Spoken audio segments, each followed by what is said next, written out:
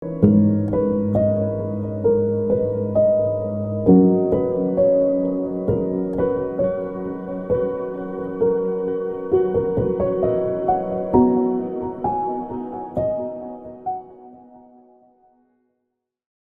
Hello, பிரேஸ்லார். எல்லோரும் எப்படி இருக்கீங்க? சரி. சீரியா அப்படிங்கிற ஒரு தேசத்தில் நாகமான் அப்படிங்கிற ஒரு சோல்ஜர் இருந்தார். அவர் பார்த்தீங்கன்னா பயங்கர பலசாலி, ரொம்ப ஸ்ட்ரென்த்தாக இருந்தார். ஆனால் அவருக்கு ஒரு வியாதி இருந்துச்சு. என்ன வியாதி அப்படின்னா குஷ்டரோகம். அந்த குஷ்டரோகத்தினால கண்டிப்பாக அவர் கஷ்டப்பட்டிருப்பார்ல. அவங்க வீட்டில் வேலை செய்கிற ஒரு குட்டி பொண்ணு இருந்தாங்க. நம்மலாம் சின்ன வயசில் என்ன பண்ணுறோம், ஸ்கூல் போகிறோம், படிக்கிறோம், ஜாலியாக விளையாடுறோம், எல்லாம் பண்ணுறோம் இல்லையா? ஆனால் அந்த நாட்களில் பாருங்கள், அவங்க சின்ன பிள்ளையாக இருந்தாலும் அவங்களையும் வேலை செய்ய வச்சுருக்காங்க வீட்டில்.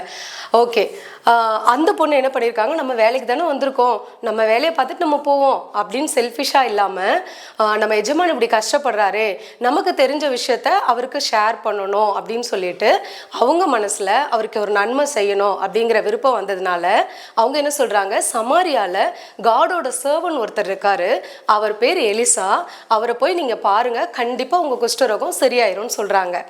அந்த பொண்ணு சொன்ன மாதிரியே அவர் என்ன செய்கிறாரு, புறப்பட்டு போகிறாரு. போகிற வழி போனோன்னு பார்த்தீங்கன்னா அங்கே அந்த காடோட சர்வன்ட் இருக்கார் இல்லையா, அவர் என்ன சொல்கிறாருன்னா, அங்கே இருக்கிற குளத்தில், சமாரியாவில் இருக்கிற குளத்தில் 7 தடவை நீங்கள் முங்கி எந்திரிங்கன்னு சொல்கிறாரு.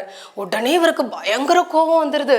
ஏன் எங்கள் சீரியா நாட்டிலலாம் குளம் இல்லையா, அத்தனை குளம் இருக்குது, அதிலெல்லாம் முங்கினா சரியாகாதா, இங்கே வந்து தான் நான் முங்கி எனக்கு சரியாகணுமா, என்னமோ இவர் பெரிய காடோட சர்வன்ட்டு, என்னை தொட்டு சுகமாக்குவார், ஏதோ பூசி சரி பண்ணுவார் அப்படிலாம் நினச்சி வந்தேன். இவர் என்னடானா சாதாரணமாக ஆஃப்டர் ஆல் முங்கி எந்திரின்னு சொல்லிட்டு போறாரு அப்படின்னு சொல்லி பயங்கர கோபம் வந்துட்டு, இதோட எனக்கு தேவையில்லை அப்படி சொல்லிட்டு போறாரு.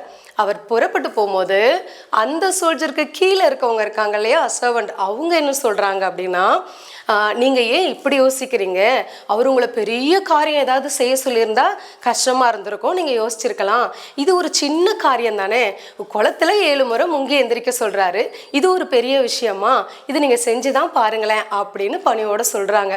அவங்க சொன்னதுக்கு அப்புறம் தான் அவருக்கு ஒரு யோசனை வருது. ஆமால, 7 தடவை முங்கி தானே எந்திரிக்க சொன்னாரு, நம்மளை பெருசா ஒன்றும் செய்ய சொல்லலையே அப்படின்னு. அப்பதான் அதான் நம்ம கோவப்படும் போது நிறைய நல்ல விஷயங்கள் நம்ம கண்ணுக்கு தெரியாது. ஓகே, இவங்க சொன்னோன்னு என்ன பண்ணுறாரு, அவர் உடனே அந்த குளத்துல முங்கி எந்திரிக்கிறாரு. முங்கி எந்திரிச்சோன்னு பார்த்தீங்கன்னா அந்த குஷ்டரோகம் எல்லாம் போய் அவர் சுத்தமாக ஆயிடுது, அவர் உடம்பு ஃபுல்லாக. அப்போ அவருக்கு ஒரே சந்தோஷமாக ஆயிடுது. இதுக்கு காரணமாக இருந்தது யார், அவங்க வீட்டில் வேலை செஞ்ச அந்த சின்ன பொண்ணு, அவங்க மட்டும் இல்லை, இவருக்கு கீழே வேலை செஞ்ச அந்த சர்வண்ட், 2 பேருமே என்ன செஞ்சாங்க, நன்மை செஞ்சாங்க. நன்மை செய்யணுங்கிற இறுதியும் அவங்கள்ட்ட இருந்ததுனால தான் அதை என்ன செஞ்சாங்க, அவர்கிட்ட பேசினாங்க. இல்லைன்னா அந்த சின்ன பொண்ணும் அவங்க பாட்டுக்கு நம்ம வேலையை பார்த்துட்டு போகலான் இருந்திருக்கலாம். இந்த சர்வண்ட்டும் என்ன செஞ்சுருக்கலாம், ஆமாம் நீங்கள் சொல்கிறது கரெக்டு தான், என்ன இவர் நம்ம பெருசாக உங்களுக்கு ஏதோ மருந்தெல்லாம் போட்டு வைத்தியம் பார்ப்பாருன்னு பார்த்தோம், இப்படி சொல்லிட்டாரேன்னு அவருக்கு ஏற்ற மாதிரியே பேசி இன்னும் ஒரு கோவத்தை அதிகப்படுத்தி என்ன பண்ணியிருக்கலாம், அவருக்கு சுகம் கிடைக்காம பண்ண முடிஞ்சிருக்கும். ஆனால் அவங்க அப்படி செய்யலை. ஏன்னா நன்மை செய்கிறவங்க எப்பயுமே அப்படி பேச மாட்டாங்க இல்லையா. நாம் கூட என்ன செய்யணும், நம்மளால் முடிஞ்ச நன்மையை நம்ம கூட இருக்கிற ஃப்ரெண்ட்ஸுக்கு, நம்ம பேரண்ட்ஸுக்கு, நம்ம ரிலேஷன்ஸுக்கு எல்லாருக்குமே செய்யணும் ஃப்ரெண்ட்ஸ். ஓகேவா, நீங்கள் நன்மை செய்யும்போது கண்டிப்பாக காட் உங்களை பிளஸ் பண்ணுவார். இதுதான் ஒரு வசனம் நம்ம வேதத்திலேருந்து பார்க்குறோம்.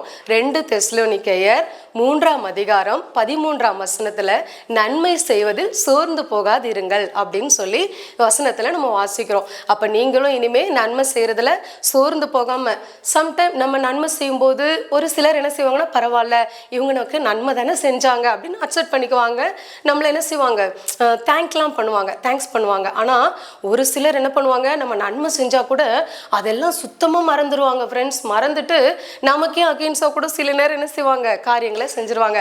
ஆனாலும் நீங்கள் என்ன செய்யக்கூடாது, நன்மை செய்கிறதுல ஒருபோதும் சோர்ந்து போகக்கூடாது. இதுதான் நம்ம இன்னைக்கு பார்க்குறோம். ஓகே ஃப்ரெண்ட்ஸ், நம்ம இப்போ ஒரு குட்டி ஜெபம் பண்ணலாமா?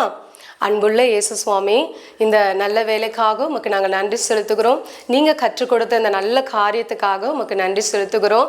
அந்த நாகமான் வீட்டில் வேலை செய்த அந்த சின்ன பொண்ணை போலவும், அவங்க கீழே இருந்த அந்த சர்வண்ட் அவங்கள போலவும் நாங்களும் பிறருக்கு எங்களால் முடிஞ்ச நன்மைகளை செய்வதற்கு எங்களுக்கு உதவி செய்யுங்க ஏசப்பா. நாங்கள் நன்மை செய்கிறதுல எப்பயுமே சோர்ந்து போகாமல் இருக்க எங்களுக்கு கிருபை கொடுங்க ஏசப்பா. இந்த நிகழ்ச்சியை பார்த்து கொண்டு இருக்கிற எல்லா சிறு பிள்ளைகளையும் அப்படியே ஆசீர்வதிங்க. நிகழ்ச்சியை பார்க்குற ஒவ்வொருவருக்கும் நன்மை செய்கிற இருதயத்தை கொடுங்க. அப்பா, உங்கள் வார்த்தையின்படி நாங்கள் வாழ உதவி செய்யுங்க. இயேசுவின் மூலம் ஜெபிக்கிறோம் நல்ல பிதாவே, ஆமென்.